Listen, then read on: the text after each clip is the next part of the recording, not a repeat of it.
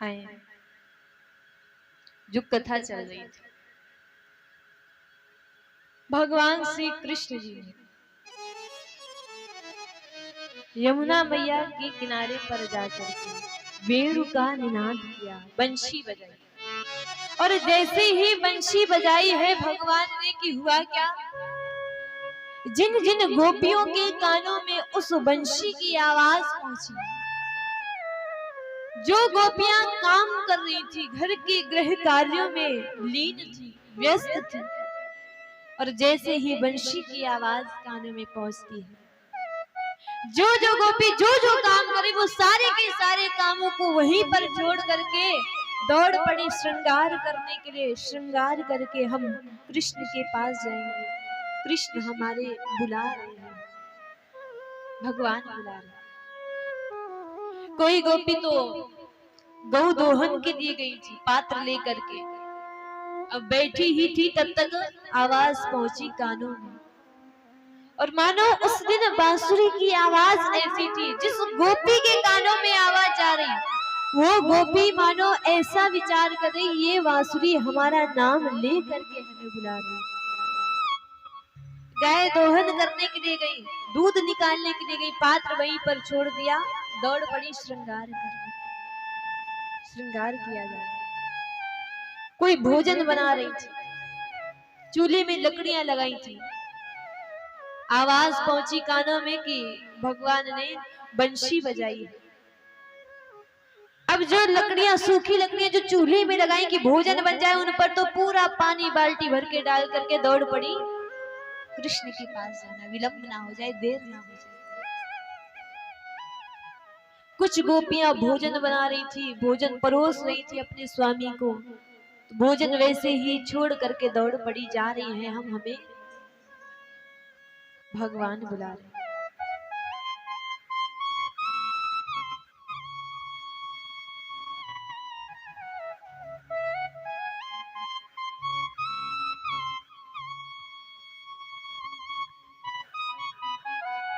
बोली श्री वृंदावन बिहारी लाल की। तो सारी की सारी गोपियां जो काम कर रही, वो सारे सारे काम छोड़ करके दौड़ पड़ी। भाव आता है, परीक्षित जी महाराज प्रश्न करते हैं आदरणीय श्री सुखदेव जी महाराज, एक बात बताइए, ये जो बंशी की आवाज सुन करके गोपियां दौड़ी दौड़ी जा रही हैं, ये किस गति से गई है, कैसे गई है? तो उस समय मापने का कोई यंत्र तो था नहीं कि समय देख करके हम शीघ्र बता दें कि हाँ इतने समय में पहुंचते हैं, और किस गति से गई है कि इतने समय में ना जाकर इतने समय में पहुंच गई।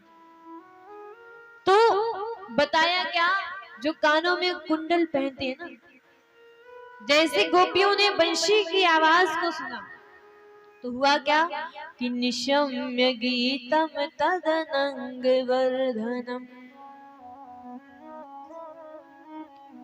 ब्रज स्त्रिया कृष्ण गृहीत मानसा आज मुरण्योन्मलक्षितोद्यमा सयत्र कांतो जवलोल्य कुंडेरा।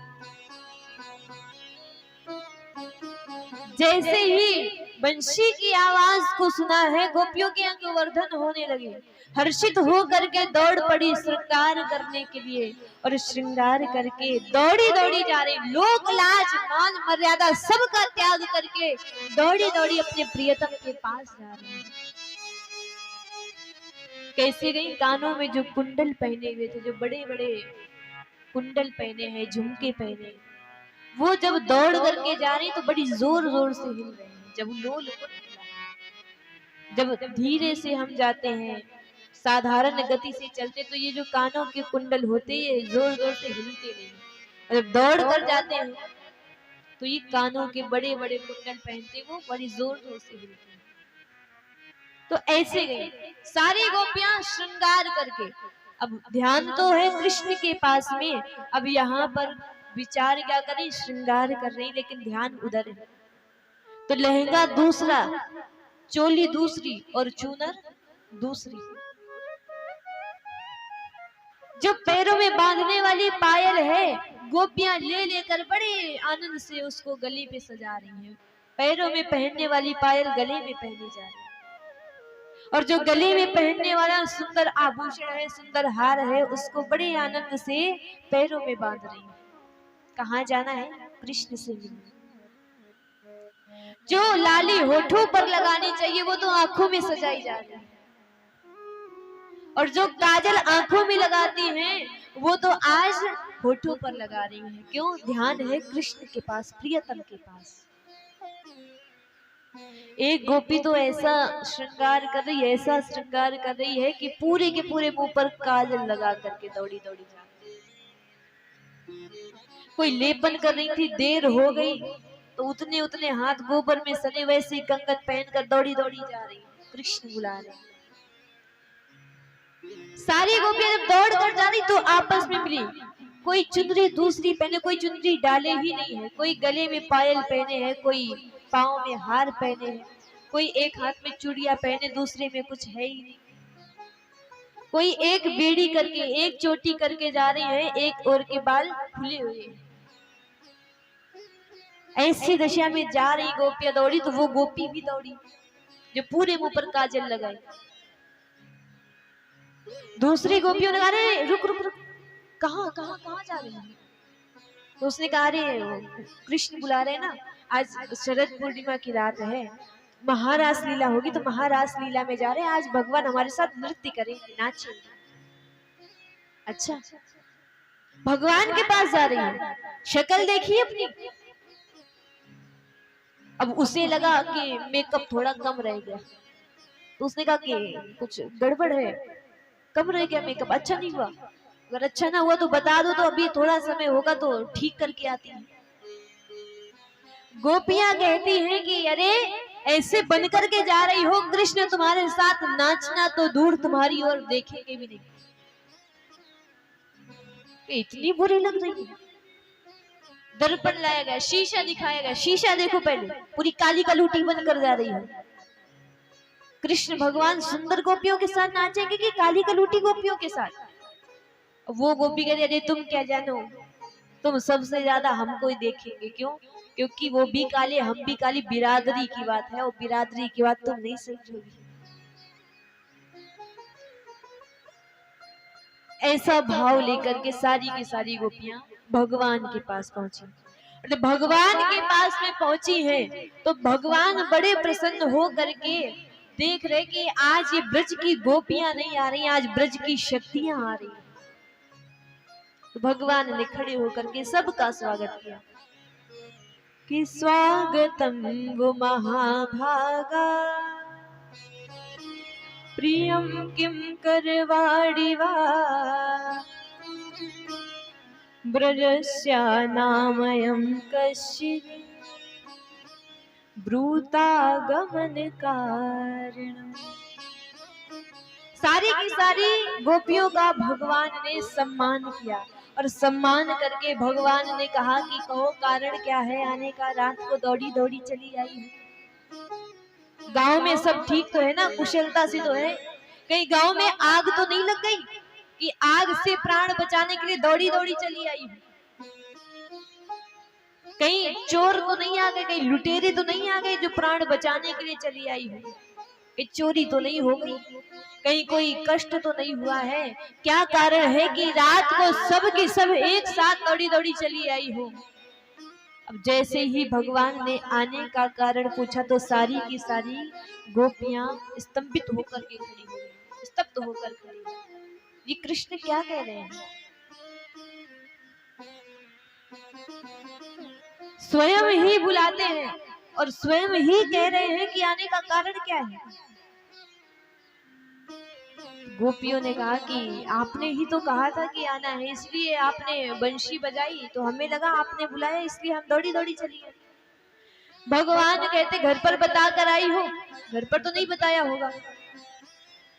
भगवान अनेक प्रकार से कथाएं कह करके समझाते हैं। जो पतिव्रता स्त्रियां होती उनके ये लक्षण नहीं होते, ये स्वभाव उनका नहीं होता कि किसी ने बांसुरी बजा दी तो दौड़ी दौड़ी चली आ रही, घर पर किसी को बिना बताए आधी रात को निकल आई। भगवान कुछ उदाहरण देकर के समझा रहे कि कैसे रहना चाहिए, गोपियां दूसरा उदाहरण देकर समझा देती है।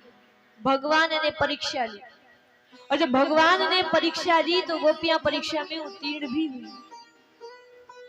भगवान सबके साथ में मिलकर के नृत्य करना आरंभ कर देते हैं। लेकिन जैसे भगवान ने नृत्य आरंभ किया कि जितनी भी गोपियां थी उन सबको अहंकार हो गया। और अहंकार कैसा हुआ? अहंकार ये हो गया कि इन विश्व विहारी से मिलकर, भगवान कौन है? विश्व में विहार करने वाले, कि इन विश्व विहारी से मिलकर हम भी अब विश्व विहारी हैं।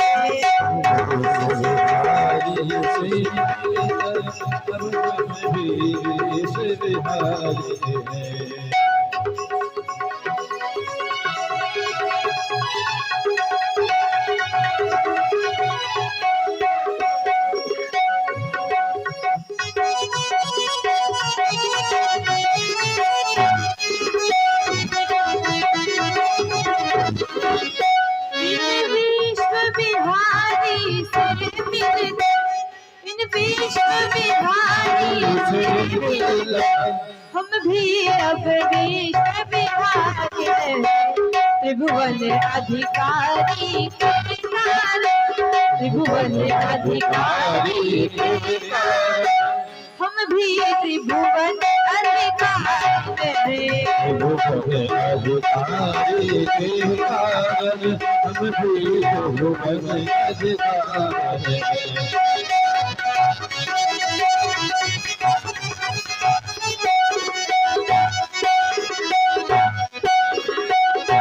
बोली श्री वृंदावन बिहारी लाल जय।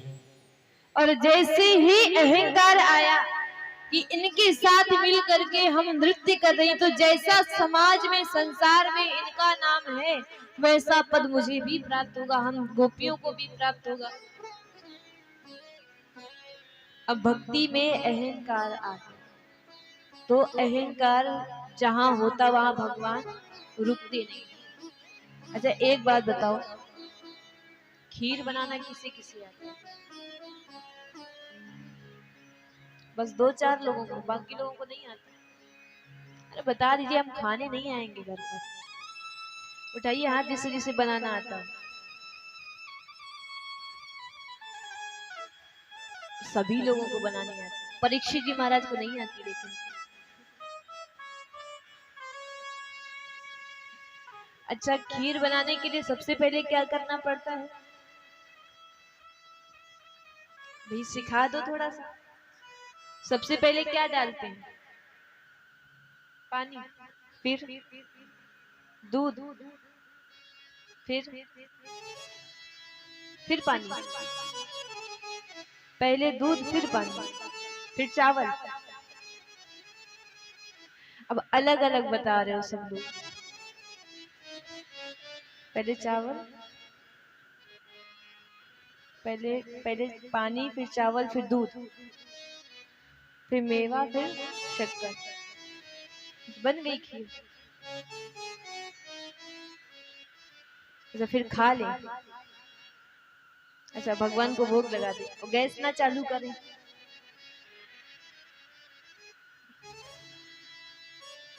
तो सब बताना चाहिए। आदि अगर आप सिखाएंगे आदि खीर बनाना तो हम तो ऐसे कर देंगे, बताएंगे नहीं। अच्छा चलिए, मान लीजिए कि जब खीर हम बनाते हैं तो बड़े मन से खीर बनाई है। कभी ऐसी खीर खाई है जिसमें हम नींबू डाल दें, नींबू के रस की 2-3 बूंदे? खाई है कि नहीं खाई? नहीं खाई। कभी खा कर देखना, जब खीर बने खा कर देखना, नींबू डाल दे। डालोगे? बोली श्री वृंदावन बिहारी। देखिए खीर बना लीजिएगा लेकिन उसमें भूल से भी नींबू के रस की बूंदे ना डाल दीजिएगा, नहीं तो क्या होगा, सारी की सारी खीर फट जाएगी, बेकार हो जाएगी। तो जिस प्रकार हम खीर बनाते हैं और उसमें नींबू के रस की मात्र 2 बूंदे पड़ने से सारी की सारी खीर बेकार हो जाती है, व्यर्थ हो जाती है।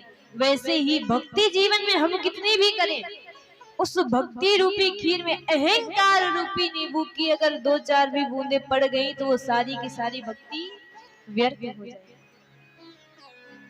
गोपियों के मन में अहंकार आया और जैसे ही अहंकार आया तो भगवान उन सब के मध्य से अदृश्य हो छोड़कर चले गए। सारी गोपियां रोती रोती घूम रही हैं, विचार कर रही हैं हमारी ही भूल थी, हमने भूल की। और जब हमने भूल की है तो उसका दंड भगवान ने दिया है, परंतु अब प्रभु हम स्वीकार करते हैं ये हमसे भूल यहाँ पर हुई, आप अब दर्शन दे दीजिए। जब गोपियों ने अनेक प्रकार से क्षमा याचना की, गीत गा गा करके भगवान को मनाया, तब भगवान पुनः प्रकट होते हैं और महारास लीला, पहले तो रास लीला हुई थी, जब प्रभु पुनः प्रकट हुए हैं तब यहाँ पर दोनों ओर गोपियां हैं, बीच में भगवान है। और तब जो नृत्य किया भगवान ने वो केवल रास नहीं था, वो महारास लीला था। उसमें शंकर भगवान भी आए थे गोपी बनकर, ऐसा रास रचा है, बड़ा सुंदर भाव आता है। बोली श्री